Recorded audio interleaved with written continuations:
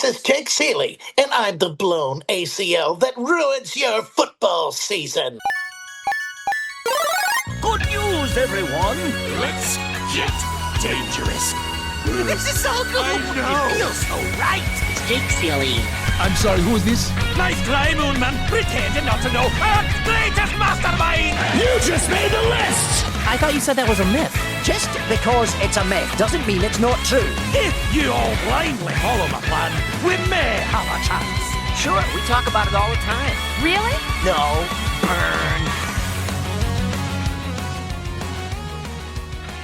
Game on, you ducks, and thanks for still listening. Yes, I'm going to still have podcasts throughout the off season, so make sure you're still subscribed and listening and sharing with your friends and your families and coworkers and mailmen and women and people and airline co-passengers sitting next to you, people in line at the grocery store. You get my point. Make sure you're telling people. I got to, like I said, here all off season next week, kind of do a look back on what we learned for heading into 2026. We'll talk some Dynasty in the offseason. I will still have some guests throughout the offseason as well and talk free agency and the draft and all the sorts of good things that you might not know that I do, but that I continue to do. And today we are going to talk Week 18 because there are some people who still play Week 18 or just a one-off or whatever it might have. And the awards, if you didn't check out the column over The Athletic, which if you want to go drop over there and give your nominations or picks or whatever it is. By the way, real quick, I see some people asking me about my favorite charity for winnings and stuff like that, which I always love to see. Obviously, never obligated, but I give to CHKD, Children's Hospital of the King's Daughters. My family has experience with them and helping us, and it's just a great cause. David Wright loves to donate to them and do things for them as well to give you an idea of how much that means to our area and, you know, people like that. So anyway, let's get to Week 18. There's a lot going on. With people sitting, I'm just going to go alphabetically by teams here, varying degrees of potential sitting. And Bears, like the Eagles are resting players. Wouldn't be shocked if the Bears decide to do the same, given the fact that they can't get the number 1 seed. The only difference would be the 2 or 3 seed, and maybe they play a little differently. Maybe they want to get that continuity heading to the playoffs, and especially because, unlike the Eagles, this isn't a return trip, also not returning off of winning the Super Bowl. But maybe they play half the game. I would consider them a little bit dicey unless we get some clear input from Ben Johnson before the end of the week. But Luther Burden as a waiver option, I know it's the end of the season, so a lot of teams are checked out. So rostership is not the best.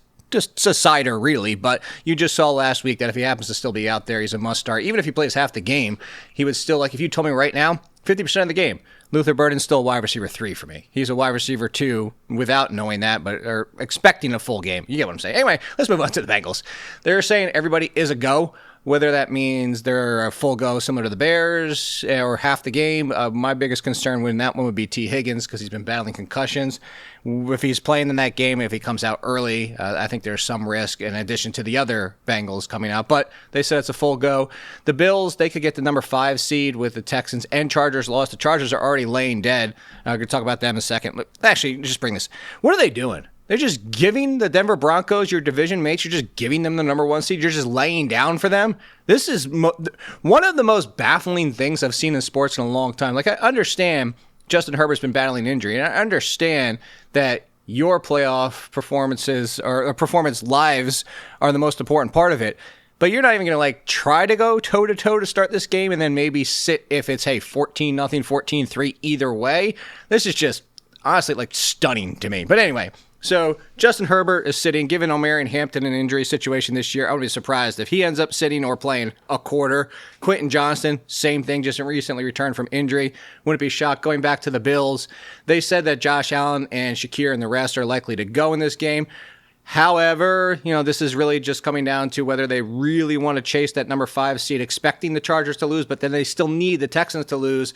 It would be nice because they would get the Steelers-Ravens winner instead of the tougher matchups, but whether they believe that's enough to play the entire game, that's enough to say it's a little bit dicey. We know that the Colts are starting Riley Leonard. I wouldn't be surprised if Michael Pittman sits given the injury from last week. I also wouldn't be surprised if Jonathan Taylor doesn't play the entire game. The Cowboys, similarly, wouldn't be surprised if Javonte Williams doesn't even play or plays a little bit and then gets rest given the fact that he just got banged up last week. Also, Malik Davis dealing with an eye situation. So if Davis is playing with no Javonte Williams, top 20-ish running back. If Davis is out, Jaden Blue time, you're finally going to get it, but it would still only be an RB3. Also concerning, watch the offensive line with that one, whether or not there's more injuries and players sitting on that. The Jaguars, long shot odds to get the number 1 seed, especially super long shot with the Chargers laying down to the Broncos, as mentioned. Stranger things have happened. Stranger things, got to catch up and finish that entire final season. I've heard it's really good. I'm excited. I'll talk about a lot of that kind of stuff in the offseason too. TVs, movies, shows, all steps, I guess TVs and shows and stuff. You get my point. I'll be talking about that kind of stuff. I'll mix it in like I always do. Anyway, back to this. Stranger things have happened, and the Jaguars could get the long shot to the number 1 seed, but this is another one where would anybody be shocked if the game is out of hand either way and the starters come out of the game? Lions, Amon-Ra St. Brown's injury situation this year. Wouldn't be a shock to see him sit. If he does sit, Isaac Tesla would be a top 35, 40 wide receiver at worst. Jameson Williams, if he plays with no Amon-Ra St. Brown, would be a wide receiver 1. If St. Brown is out and Jameson Williams are out, Tesla would kind of be in that similar situation to Burden, like a wide receiver 2 with plenty of upside. The Packers locked into the number 7 seed. They're resting. Like Jordan Love's still in the concussion protocol. Even if he was cleared, I don't think he's playing this game. Don't think Josh Jacobs played this game. I don't think Christian Watson plays the entire game. We kind of avoid most Packers unless you have Emmanuel Wilson. Like I said, he's a waiver option.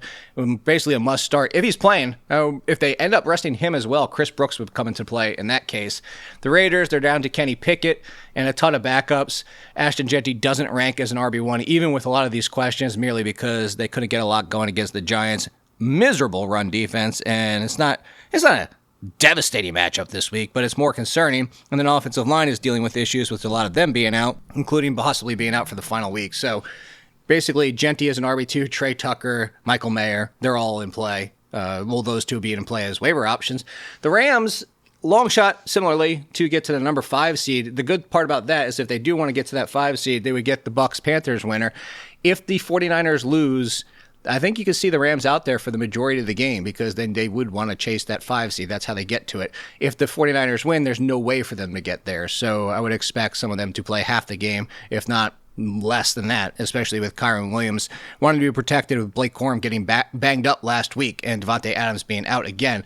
Some others from the waivers. Audric Estime, sure. I was too low on him last week, but I still see him in the Kamani Vidal. RB2 with a low floor if things go sideways, volume reliant. Ja'Cory Krosky-Merritt would be a RB2 if Chris Rodriguez is out again. Who else we got? Parker Washington. Another one I was wrong on. I just continue to watch this late in the season with Parker Washington being healthy. It's just the comfortableness, the comfortability-ness that Trevor Lawrence has just targeting the slot. And it's not so much the fact that Brian Thomas isn't healthy and that he hasn't made plays with Trevor Lawrence. Jacoby Myers, too, as we've seen, been touchdown reliant since he came over, but kind of revitalized a little bit. It's the fact that Trevor Lawrence doesn't have to wait. And Brian Thomas has been sent downfield quite a bit more now that Parker Washington's 100%.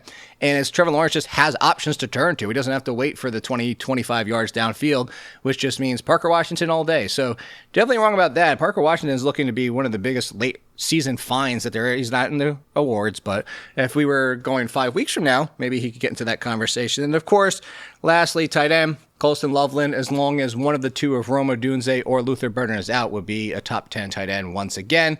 So let's talk about some of these awards. And the first one I had in the column was Patrick Starr. Most frustrating, seemingly always trying to do things and screwing them up anyway and making them worse. The nominations, everybody, drumroll, DK Metcalf, Josh Jacobs, Kenneth Walker, and Ladd McConkey. For varying reasons, DK Metcalf all over the place. Actually, he had 6 single-digit games to 4 double-digit ones. And then, of course, we know what happened and slapping fans in the face and getting suspended at the end of the year.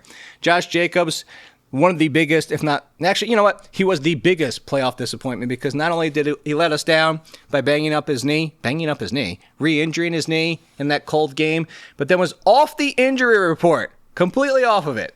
And then does nothing. Granted, he had all the carries when that game was early on. It's just Malik Willis was running plenty and striking quickly in the passing game, so they didn't even need Josh Jacobs. And by the time they went to that backfield once again, it was Emmanuel Wilson and Chris Brooks' time. Gosh, that was miserable. Kenneth Walker, because he's up and down and up and down. Zach Charbonnet was the vulture of all vultures, and that was an annoying situation. Ladd McConkey, honestly, arguably, given where he finished and what he did throughout the season, The only time he had consecutive double-digit scores was weeks 5 through 8. And then outside of that, never again consecutive. And also, by the way, in the playoffs, a game of 3.0 and 3.6. And I say all to say, one of the biggest, he didn't make the cut for the Final Four, but one of the biggest disappointments in 2026. I really wanted to go Jacobs, but he was too good and got you into the playoffs, even though, like I said, probably the landmine that knocked you out of it. But it is Kenneth Walker, because every time we were tempted, look how good he is. And hey, they're finally turning to him, and you wanted to consider him a must-start RB2. Big old slap in the face. He DK Metcalf'd us. All right, Rescue Rangers. These are the waiver wire MVPs. I almost said Trevor Lawrence, but he was drafted in a lot of places. So I get it that he was probably out there for a lot of people. A lot of Lamar Jackson managers turned to him. So I guess it's dependent. If Trevor Lawrence was out there for you to waiver wire, he would definitely be in this conversation and honestly might take the award. But the four I went with were Harold Fannin, Matthew Stafford, Michael Wilson, and Rico Dowdle. Fannin, huge tight end value, especially late in the year. Stafford, similarly to Trevor Lawrence, and for the entire year, QB3, including in fantasy points per game. I know week 17 wasn't great, but I mean, that was kind of the bar that we were setting for him, is that's a miserable game. It was only his sixth time failing to score 17 points. Michael Wilson finally happened once Marvin Harrison got hurt. He was actually wide receiver 3 since week 10. Think about that. Think about how little he did, and he's wide receiver 3 from week 10. Rico Dowdle, as you guys know, one of the two biggest back-to-back games in 31 and 32 points after that Chuba Hubbard injury. And he was still usable after that, just much more inconsistent. So because of that, the Rescue Ranger is actually going to go to Harold Fannin. Like I said, Trevor Lawrence could get into that conversation, but Fannin, a little bit of bonus. He got picked up twice, technically, by a lot of people. And then being able to be a tight end 3 for the most crucial stretch of the season when we really needed him and the end of the year and including the playoffs.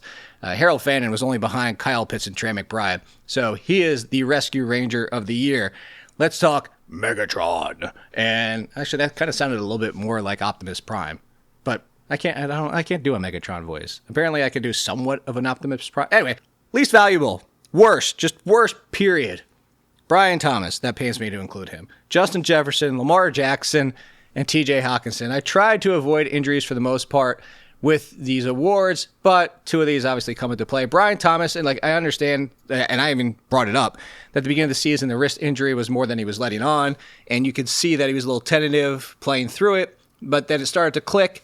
But by that point, Trevor Lawrence had kind of started going to other options. And then once they traded for Jacoby Myers, as I go back to the Patrick Washington thing, Thomas just basically became an afterthought, going downfield too much. He had 4 double-digit scores all year, and we just knew the talent and continued to want to start him because of the upside, including myself.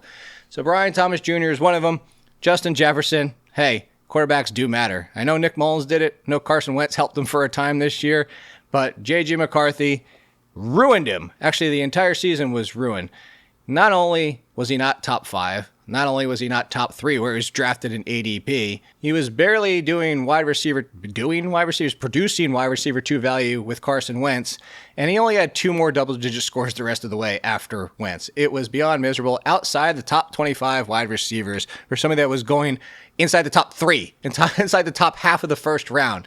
Lamar Jackson, this is a big one with injuries, but we do have to talk about it. He was a second-round cost to get Jackson. He's QB 20 and QB 19 in fantasy points per game. And he started off like Lamar Jackson for the first few weeks before he got hurt. And we were all like, hey, MVP, top 1 or 2 quarterbacks.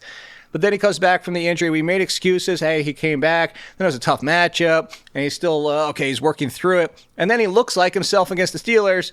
And what does he do? A meh game and injured again. It's similar to the Josh Jacobs thing. It's like we kind of tried, and even more so than Josh Jacobs. And then lastly, TJ Hawkinson. This one's crazy to me. People forget how bad of a pick he was. And I was lower than most. I wasn't low enough because it was so bad. He was a 6th rounder. He was the tight end 5 on average off the board. Hawkinson had 1 single game over 8.9 points. Instead, he also had 6 under 4.0 points. TJ Hawkinson is so much of an afterthought that people dropped him so long ago that everyone forgot how terrible he was. And yet, I'm going to give it to Justin Jefferson. Because Justin Jefferson, we're talking about wide receiver 28 overall. That's not even as bad as it was. He was wide receiver 40 in points per game. Behind Ladd McConkey, speaking of that. Alec Pierce, Michael Wilson, who had half of a good season, half of a great season, half of a bad season. Behind Juwan Jennings, he's wide receiver 40 in fantasy points per game and healthy all year long. Justin Jefferson, You are the Megatron of 2025. 2 more. So we have some fun today. The Scrooge McDuck is going to be the final one, but before we get to that, the Gummy Berry Juice, the value MVP of the year, because if you know anything about the gummy bears and gummy berry juice, it's essentially a PED. It's a performance-enhancing drug. You tell me these guys get superpowers by drinking some juice? And it's called juice? Anyway, I've mentioned that a lot throughout the years. Just want to pause on that one for a second there. Good job, gummy bears, getting kids hooked on PEDs. Anyway, gummy bear juice, MVP. A crazy power-up for where you drafted him. Chris Olave, he was wide receiver 35 in drafts. He was top 10 for the season. Wide receiver 7 in fantasy points per game. And even better, if you had Tyler Shuck for the entire season, he might have even been inside the top 5. Drake May, quarterback, no matter whether you were Team May or not, and most everybody was, nobody expected him to be QB2 on the season. And at the end of the season, even better than Josh Allen. Oh, by the way, he had 0 double-digit scores. Josh Allen had 2. And that's why Drake May is in the real-life MVP conversation. Javonte Williams, the injuries and performance to the previous years after coming back from the injuries, he fell to RB 37, 103rd overall in ADP, and then goes out and puts up an RB2 season and consistently out there producing and healthy for most of it. And then my boy, as you guys know, Jackson Smith and Jigba, I wanted to put him in the MVP conversation. I went back and forth with this. I thought having him as a fringe first rounder was high. And I was like, okay, well, but it wasn't that high because a lot of people no, not even a second rounder. His ADP was 35. He was almost out of the third round. It's the end of the third round. He's 14th wide receiver off the board. And yet played through Sam Darnold's inconsistency, amazing numbers all year long, only behind Puka Nacua in points and fantasy points per game for wide receivers. 1 single-digit score all year and 5 of 22 or more. Think about that for a second. And yet, as much as I want to also give this award to JSN, I can't. You have to. You have to go May. JSN had 2.6 more fantasy points per game than third place, so you could argue for that because May was only 0.6 over Stafford, and Olave was top 10. Williams was a fringe RB1.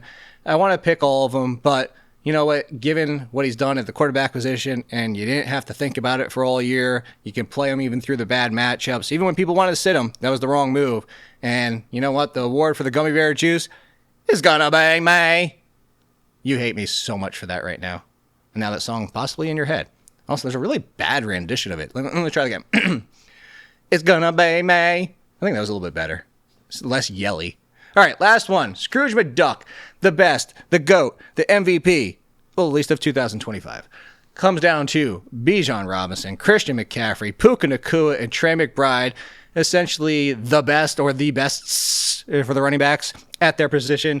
And obviously Josh Allen doesn't get into this because you'd probably argue for Drake May at quarterback. But Bijan Robinson, if you didn't see, including my home league, was a massive week 17 that had people who thought they were dead, championships over. Home league, guy was down by 40 points, 41 from Bijan Robinson, and he ekes out the win that nobody saw coming. Actually, my ICCU curse, that Ciely curse you, happened to come into play because I said, congratulations, Caleb, unless something crazy like a Derrick Henry game comes for Bijan, which I guess anything is possible, and then boom. Pretty sure Caleb hates me. Congratulations to the other person, Justin, who won that one. But anyway, Bijan, he actually narrowly edged out Christian McCaffrey for the most fantasy points per game from 11 through 17, 23.9 to 23.8. So he's barely even better than Christian McCaffrey in the second half.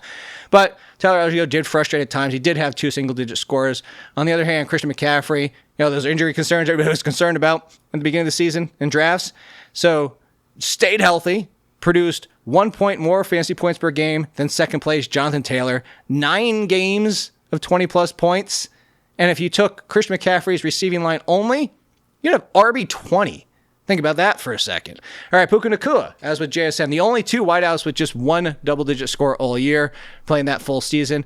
Nacua had more games with 19 points or more, 7, than games under 15 points, 6. So just think also about that. A lot of think-abouts here. Yeah, 96.1 points. I always trip myself up on that because I used to, the radio station here I worked for at a college, or actually also in college and at a college where I was an intern, was 96.1. And I almost did the whole thing. It was alternative radio at the time. I don't even know what it is now. But anyway, that's why I kind of hesitated there. Anyway, 96.1 points from weeks 14 through 16. And so good Nacua was so amazing this year that he gets 13.2 points in the championship game and people are disappointed. Majorly. Like, think about that for a second. And then, lastly, McBride, he was tight end 2 in drafts, but it was a full round discount from Brock Bowers, which would have just given McBride the tiebreaker if they were close, but it wasn't. McBride scored 100 more points than Bowers. And, of course, you have to miss time, but even if you do that, he still had 3.3 more fantasy points per game than Bowers. He had 84.9 more points than second place Kyle Pitts and 2.4 more fantasy points per game than George Kittle. He missed 6 games, but that was the second highest in points per game for tight ends. He would rank wide receiver 4 overall and wide receiver 5 in fantasy points per game at wide receiver. He would also be the RB8 in fantasy points per game. Think about that as well. There's another think about for you. And I say all that to say is like I really, really almost went McBride. It was super close. But the worst part about it was the timing. Weeks 14 and 16, that's a really bad look. And I don't know, obviously, there's so many things you can control. It's not like he's out there thinking, oh my God, it's people, oh my God. I was like Kevin Hart, oh my God. The first game trying to get you into the playoffs and then the second round of the playoffs could have been a big letdown when you needed him. On top of that, the start of the season was good, not great. He was tight end 6 or 7 in most leagues in fantasy points per game because it was pre-Jacoby Brissett who unlocked him. So as amazing as he was, it's Christian McCaffrey. I mean, he went from week 1 to the end of the season and didn't stop producing every single week, including the playoffs. And I mean, there's not much more you can say. He just was the Christian McCaffrey we used to know. Somebody used to know. Man, you can tell it's the end of the season because this is way off the rails. So there you go, Christian McCaffrey. There's your winners for the awards. Once again, Kenneth Walker is not a good one. Patrick Starr just continually failed every time we wanted him to. Harold Fannin, the Rescue Ranger, yay! Justin Jefferson, boo! Megatron. And then the Gummy Berry Juice, the PED, Drake May, and Scrooge McDuck, the MVP, Christian McCaffrey. Like I said, if you hop over to The Athletic, you can jump in the comments of the column where you can see all of this, and we'd love to hear your picks. I will continue to do these podcasts all off season, but more so like once per week. And then there'll be a week where we're traveling on vacation, but don't go anywhere because I love you guys. Like the fact that I resurrected would be a better way. Yeah. Resurrected this podcast and got back about 50% of the listenership. I'm making up words all over the place that I had years ago before this kind of went on hiatus is a huge testament to you guys. And again, please share with everybody and let everybody know that you love this podcast and you love me almost as much as I love all of you. And that is true. I actually do genuinely appreciate your support, whether on The Athletic or this podcast. I hope you had a great Christmas, a great holiday. Have a great new year. And I will be back next week. As I promised, we'll look at the off-season going forward, Dynasty, and again, what we learned and mistakes and things we can apply to next year. And I'll be back. For today, I am done.